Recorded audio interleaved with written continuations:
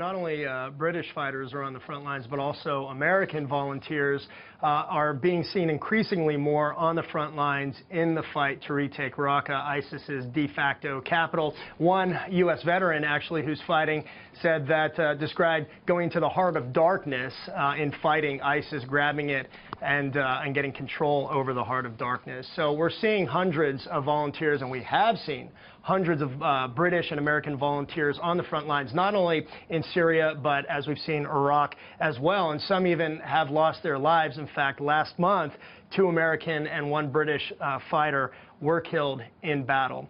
That said, as for the fight to retake Raqqa, let's pivot to that. U.S.-backed fighters, the Kurdish YPG and Syrian Democratic Forces among them, have encircled the city and made advances, recent advances, and continue to along the Euphrates River bordering Raqqa to the south.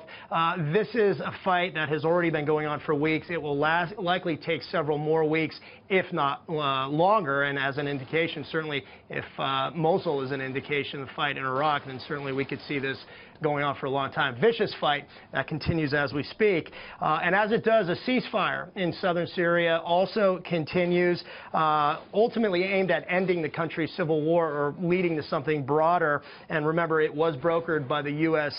and Russia. Now, Sunday, Israeli Prime Minister Benjamin Netanyahu said that Israel opposes the ceasefire. Initially, he had said Israel welcomes it, but that Israel has its red lines, including preventing Iran from a military establishment in Syria, in particular, along the border with Israel. And the Prime Minister's views, the opposition to the ceasefire, is really, some say, a departure from what they call his staunch and unwavering support of the Trump administration and the Trump administration policies. Now, U.S. officials haven't commented on the Prime Minister and Israel's opposition to the ceasefire, but Russian Foreign Minister Sergei Lavrov said that Israel's interests will be considered in the ongoing ceasefire discussions, and also, he said, control of the so-called de-escalation zones along the borders of Jordan and Israel in southern Syria. Heather, back to you.